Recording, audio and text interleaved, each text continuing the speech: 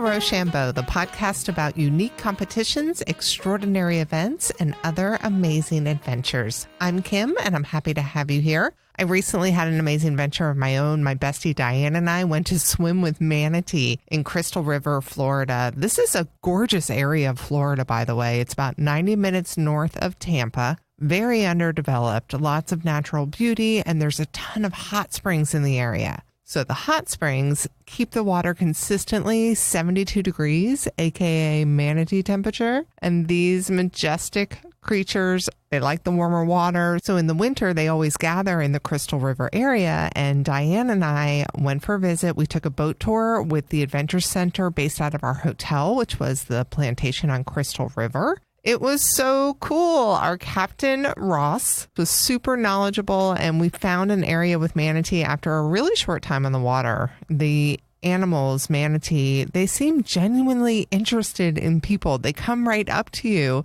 So it's possible to get a super up-close experience. I kid you not, one baby even gave my friend Diane a little kiss.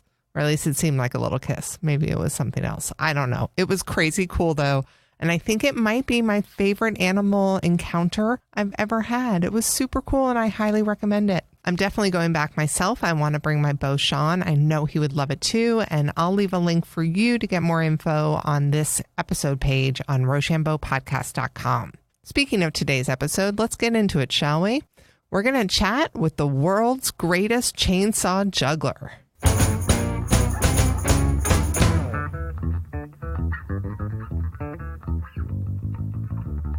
All right, guys, so I am lucky enough to have with me right now Ian Stewart. Ian is literally the world's greatest chainsaw juggler. Ian, welcome to RoShamBo. Thank you for having me. We are so excited to talk to you because this is not something that had really been on our radar until someone that we know saw a clip of what you did with Penn and Teller. And I know that was the arrow trick that you did, but then we started looking into you and wow, you are a literal daredevil. Well, I've got a collection of skills that not many people have, and most of them are a little bit potentially dangerous, yes.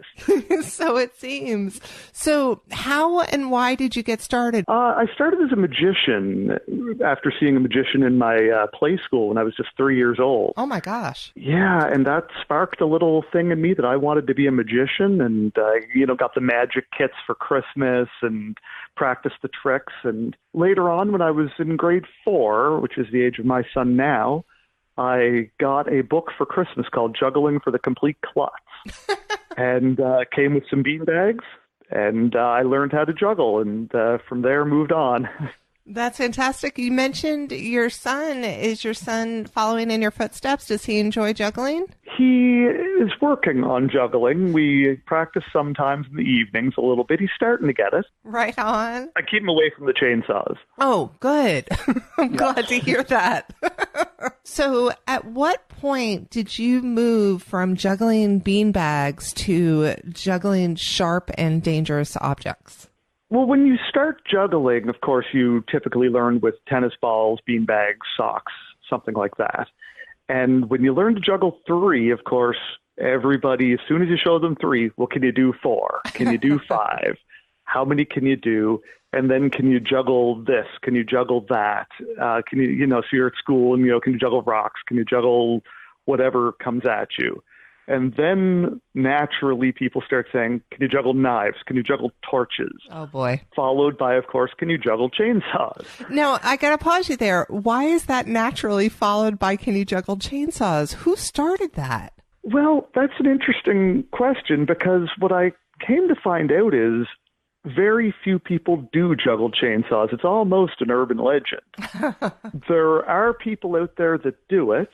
Myself, I have only actually ever seen one other person juggle 3 chainsaws live in person. It was just this past summer. I saw a very good juggler from California who goes by the name of Mad Chad Taylor, and He, at one time, held the 3-chainsaw Guinness World Record as well, and I got to see his show and hang out with him for a little bit. What a cool thing to have in common. Oh, yeah, exactly. Well, there's not many of us that do 3 chainsaws, so when you meet someone else that does, you get to know them. Absolutely. So you have multiple Guinness World Record titles, correct? Yes, I think I've had 7 now. Can you run them down for our audience? Ooh, I'll try. Well, the 3-chainsaw juggling record is my favorite. It's most throws and catches with 3 chainsaws. I also have the record for 1 chainsaw and 2 balls, to juggle 1 chainsaw and 2 balls the longest. And then there's a record, believe it or not, for how far you can travel while juggling 3 chainsaws and how far you can travel with 1 chainsaw and 2 balls. What? Like just, forward momentum walking while you're doing walking. And one of the rules is you cannot run. You have to walk. And I have the record for juggling axes that weigh over 6 pounds each. Oh, how much do the chainsaws weigh? I have different weighted ones. I believe usually around 8 pounds. It's not the weight of the chainsaws that gets you. It's the engine running and the fact that they're vibrating a bit when you're trying to throw them that throws them off. Oh my gosh, if you could see how wide my eyes are right now. I was thinking about the 2 balls, 1 chainsaw. For some reason, that almost seems more difficult to me because of the difference in weight and momentum. Is it harder? Well, there are a lot of people that can do 1 chainsaw and 2 balls. There's tons of people that can do that trick. So it is technically much easier to do because of the less weight, and you only have 1 erratic object as opposed to 3. The balls are very controllable. But that said, yes, it is hard because you're throwing heavy object, light, light, heavy object, light, light. Right, right. The first time you ever threw a chainsaw, were you scared? Well, yes. When I first learned to juggle chainsaws, I was still living at my parents' house. Oh, they must have loved that. Well, they didn't know. So I snuck, out and bought a chainsaw, which, when you're young, it's kind of hard to sneak out and buy a chainsaw without your parents noticing. But I snuck this chainsaw home, and then I had to figure out you have to put a handle on it to juggle it. So I had to figure out how to put a handle on a chainsaw as well. And I had a friend who worked at a machine shop who was able to help with that. And then I took the bar and chain off of it. So I was just juggling the motor. Makes sense. That's how you learn how to do it. You juggle just the motor first. Then you put the bar on it. And once you can do that, then you put the chain on it. And once you can do that, then you start it. Still, I would be terrified, even after all of that practice prior. That first time that you turn it on has to be terrifying.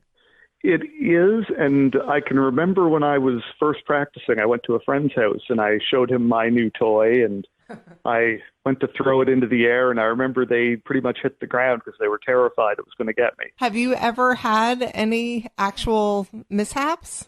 Well, yes, I've had a few, but none that have caused me any injury. Oh, that's good. I cut the end of a shoe off once. It upset me because they were brand new shoes, but it didn't get my toe. It just cut the very tip off the end of the shoe, and that was for a showdown in Springfield, Missouri, I guess it was. Oh, my gosh. And another time I sliced my pants. I actually managed to slice down the inseam of my pants with a chainsaw without cutting my leg. Oh, and I remember the audience thought that it was part of the show. Surprise! A different type of wardrobe malfunction. Fantastic. Yeah. Oh, my gosh. So tell everyone about the types of shows that you do, because you're performing in a lot of different contexts, right? Yeah, it's interesting because I perform everywhere from corporate groups to exhibitions and festivals, wherever people really want to see something that's interesting and unique. I even performed in some churches doing this stuff. You never know who's going to want to see it. Right. Have you played around with fire at all? Is there a way to light a chainsaw? I do a lot of stuff with fire. I know a lot about pyrotechnics, and actually one time I was on the Jay Leno show, and they attached, I forget, it was something like 230 firecrackers to me and lit them off. Oh my gosh. Was that their idea or yours? I think it was my idea. I hope so. And so I've done a lot with fire, and of course fire eating and fire juggling. Do you also do hypnosis? I actually do. I perform stage hypnosis shows. I used to do some hypnotherapy.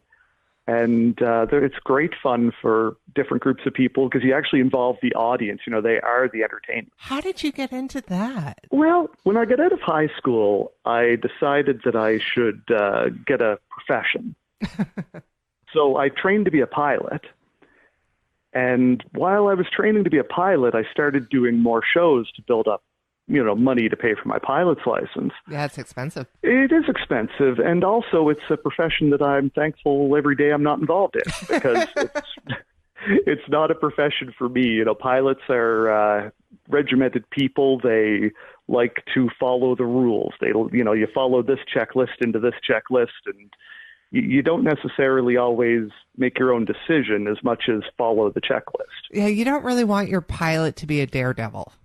No, exactly. And so that job was not for me.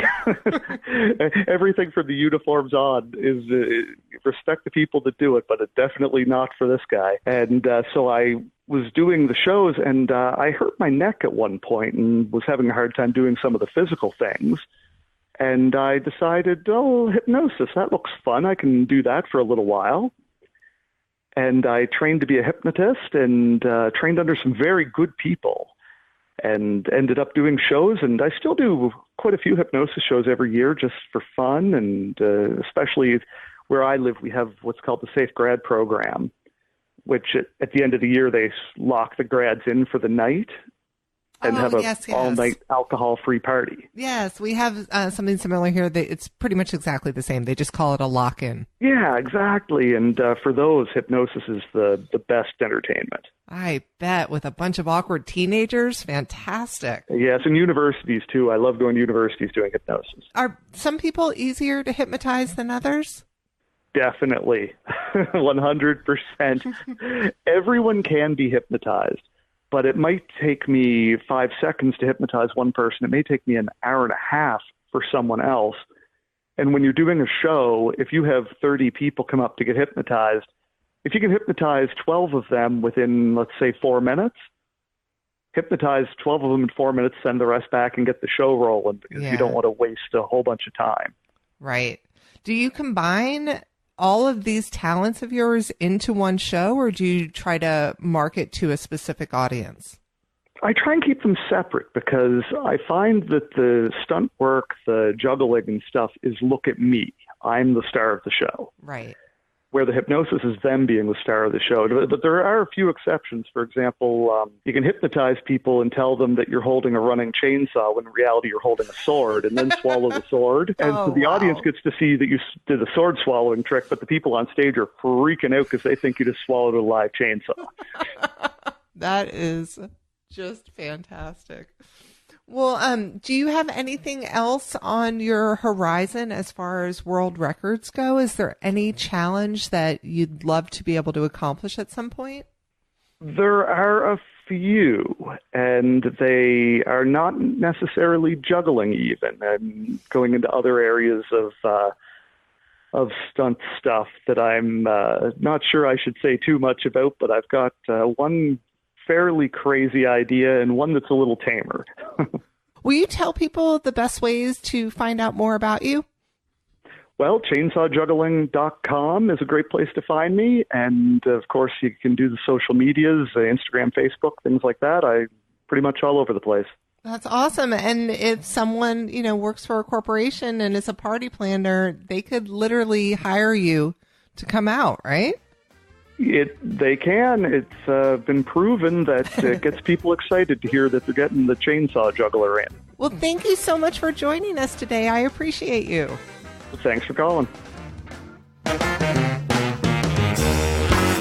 Pretty cool, right? If you want to learn more about Ian, we'll have a link for you on RoShamBoPodcast.com, as well as a video so you can really start to wrap your head around all the crazy cool stuff that Ian can do. So last week was the 2020 World Sign Spinning Championship in Las Vegas, and RoShamBo wants to give a big shout out to this year's champion, Kendrick Washington. Kendrick was also the champ back in 2018, and our episode, the RoShamBo episode on the World Sign Spinning Championship, features an interview with Kendrick. That episode, of course, is still up on our website, and I'll leave a hot link for that on today's episode page as well. Check it out, and way to go, Kendrick. In other RoShamBo news, next weekend, February 8th to be specific, is Baltimore's Small Foods Party. It's a very cool time that features a competition for people to make the most itty-bitty culinary masterpieces. It's super fun, and if you're in the Baltimore area, please check it out. I will put a link to that past episode. I'll also put a link to this year's party in case you're interested in tickets. So thanks for joining us today. If you like the podcast, please tell a friend and consider leaving a review for us on whatever platform you happen to be using to listen right now. Reviews are really the best way for us to get the word out about RoShamBo, and we would wholeheartedly appreciate you for leaving us one. Thanks to Cadillac Jones for letting us use their killer music on our podcast. They are an awesome band, and if you see that they're coming to your town, check them out.